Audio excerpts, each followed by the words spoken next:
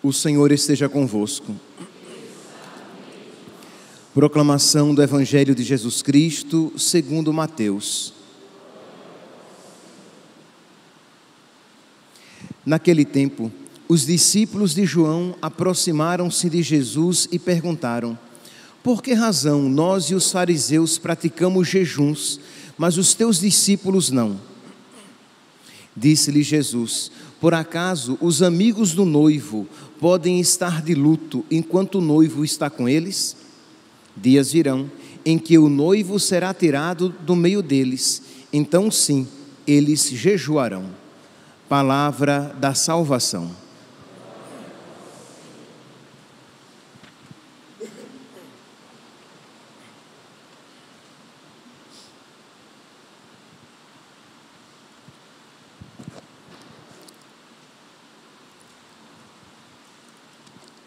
Caríssimos irmãos e irmãs, a primeira leitura de hoje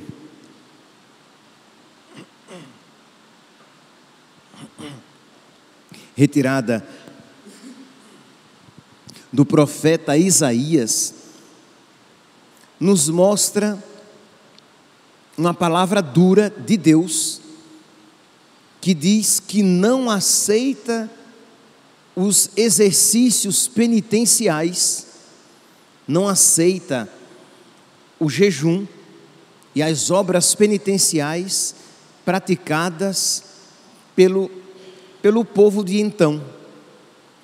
E a igreja escolhe este texto para que ele seja proclamado no início de um tempo em que nós, católicos, nos colocamos em exercício de penitência.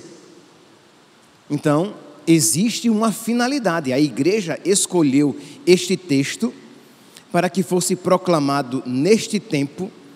Texto este que fala a respeito de penitência. Tempo este no qual estamos, que se caracteriza por penitências, para que nós não caiamos nos mesmos erros que o povo de Israel, que o povo de então. E quais eram os erros que Israel cometia e que tornava desagradável o jejum, que tornava desagradáveis as penitências praticadas por Israel? Era, meus irmãos, o pecado. Isto é, Israel praticava as penitências de uma maneira exterior, não queria se converter, não queria mudar de conduta, não queria romper com os seus pecados. Na oração coleta de hoje, nós ouvimos a igreja que colocava nos nossos lábios a seguinte prece, que nós pedíamos a Deus a graça de que os nossos atos, que nós praticássemos com sinceridade de coração aquilo que corporalmente praticamos. Então, uma pessoa que vai jejuar, uma pessoa que vai fazer alguma penitência, que vai dormir no chão, que está renunciando a algum alimento, ela deve praticar com sinceridade de coração. Isto é alguém que está de verdade buscando a força necessária para romper com todos os pecados da sua vida, para se configurar a Cristo, para lutar contra o espírito do mal, não apenas para praticar aquelas obras penitenciais como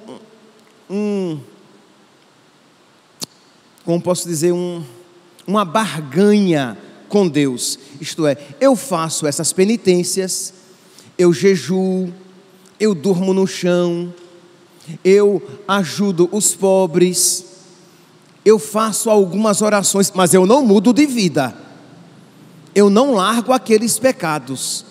Ora, se este é o espírito com que você pratica as suas penitências, estas não são agradáveis a Deus.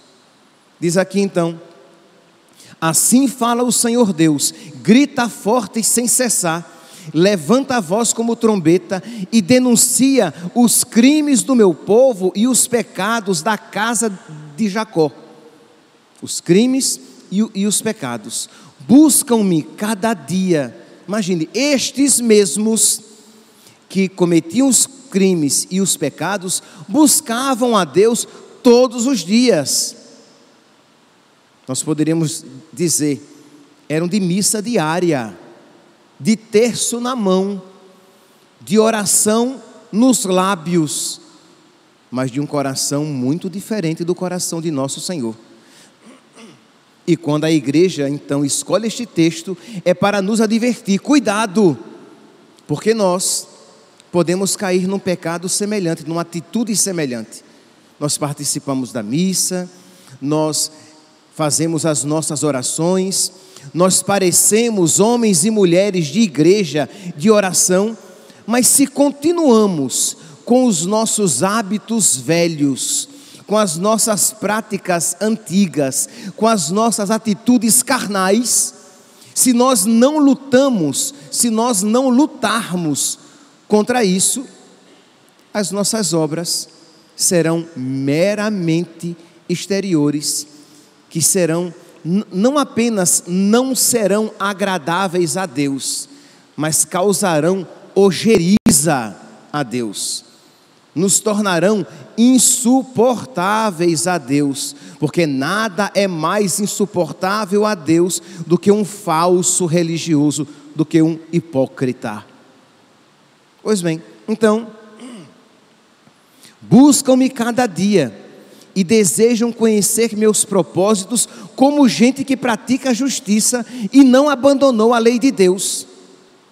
Exigem de mim julgamentos justos e querem estar na proximidade de Deus.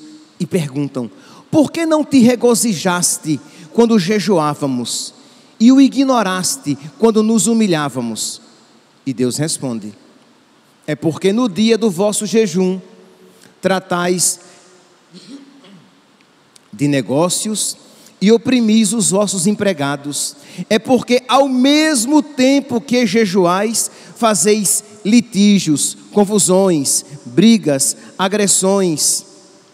Não façais jejum com esse espírito, se quereis que o vosso pedido seja ouvido no céu.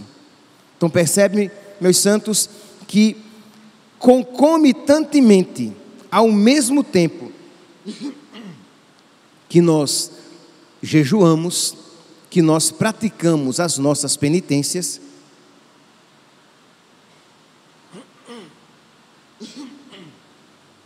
nós lutamos contra os nossos pecados. Ao mesmo tempo que nós fazemos o nosso jejum, nós estamos combatendo os nossos pecados, isto é, aquilo que nós fazemos durante todo o tempo, todos os tempos litúrgicos, combatemos, lutamos contra os nossos pecados, nós fazemos de uma maneira mais eficaz durante o tempo da quaresma, porque nós acrescentamos oração, penitência e caridade, essas armas espirituais que nos fortalecem na luta contra o pecado, essas armas espirituais que atraem do céu mais graças para que nós possamos ser vencedores na nossa luta contra o pecado, essas armas espirituais que nos tornam mais próximos de Deus, de modo que as nossas súplicas são ouvidas por Ele, e Ele nos concede as graças de que precisamos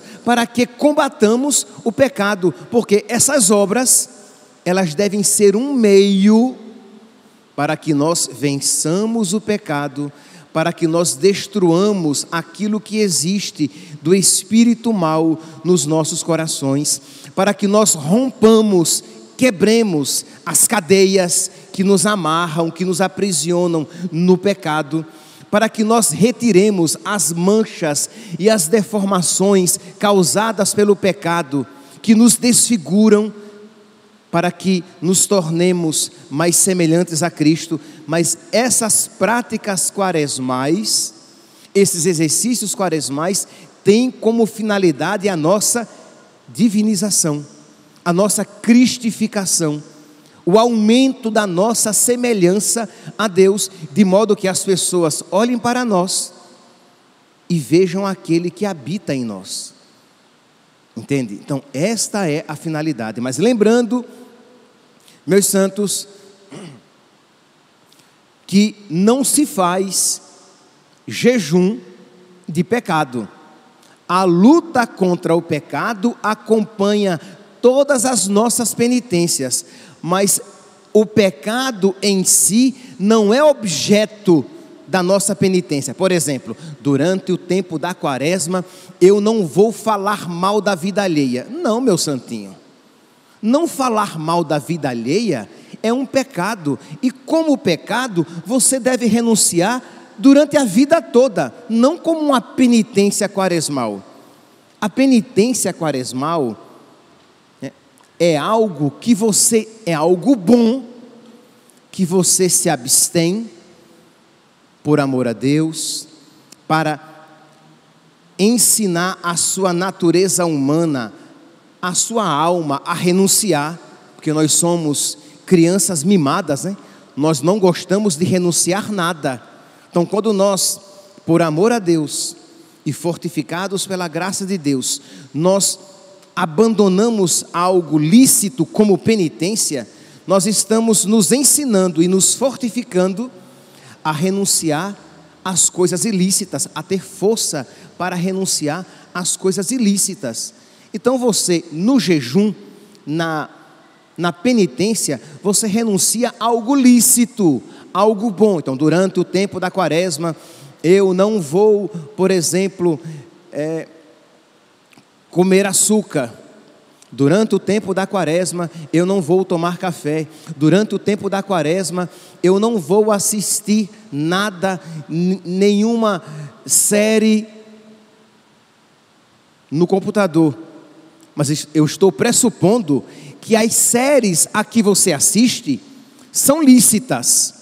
E que você, durante o tempo da quaresma, você as renuncia. Porque se elas são pecaminosas, elas devem ser renunciadas sempre e por toda a vida. Não vale como objeto de penitência quaresmal. Durante o tempo da quaresma, eu não vou encher a cara.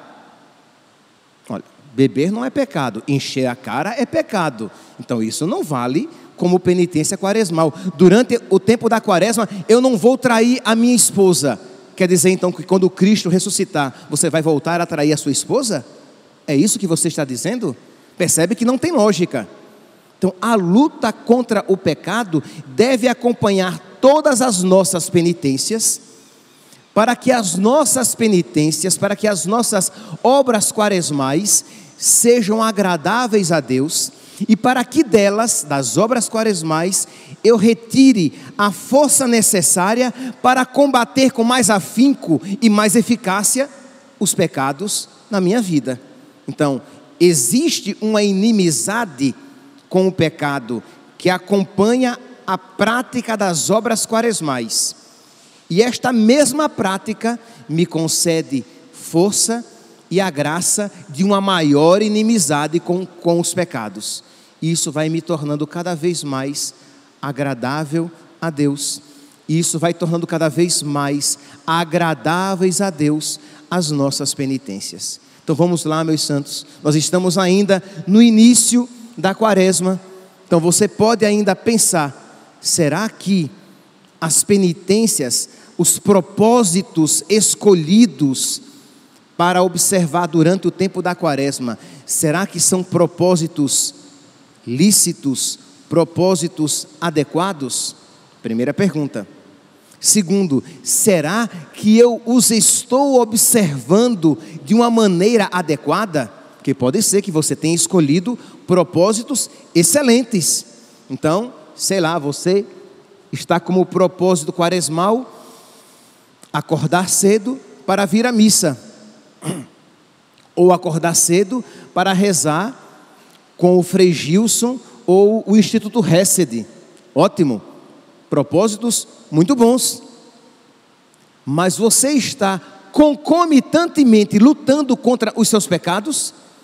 Senão, de nada adianta tirar a comida da boca se você não tira o pecado da alma. São Leão Magno, ele diz isso. De nada adianta privar-se da comida, e por privar-se da comida entenda toda a penitência. Então de nada adianta privar-se da comida, abster-se da comida, negar comida ao corpo, se você não nega o pecado à alma. Ou, como vai dizer de uma outra maneira São João Crisóstomo, de nada adianta não comer carne se você devora o seu irmão. Se você está cheio de ódio no coração contra os seus parentes, se você é impaciente, se você é mal-humorada, se você dá patada em tudo e em todos, se você não aguenta ser contrariado e contrariada em nada, que vira um demônio, se você simplesmente percebe esses desequilíbrios na sua alma e não os combate e não luta contra eles, se você estiver lutando, está no caminho certo. Mas se você não luta contra eles, de que adianta não comer carne se você mata, devora o seu irmão? São João Crisóstomo. Então vamos lá, meus irmãos, vamos nessa sexta-feira, que é dia de abstinência de carne, nessa sexta-feira que de alguma maneira somos chamados a praticar, né, e numa sexta-feira de quaresma mais ainda, a praticar mais intensamente a penitência, que nós pensemos em duas coisas: as minhas penitências, os meus propósitos são adequados, são corretos?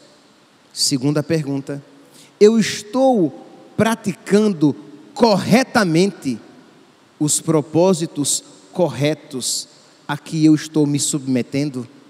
Se nós aprendermos a escolher bem e a praticar bem os propósitos escolhidos, não tenhamos dúvidas de que estas penitências, estes propósitos, estes exercícios quaresmais nos prepararão para acolher o Cristo ressuscitado na nossa alma. Louvado seja nosso Senhor Jesus Cristo, para sempre seja louvado.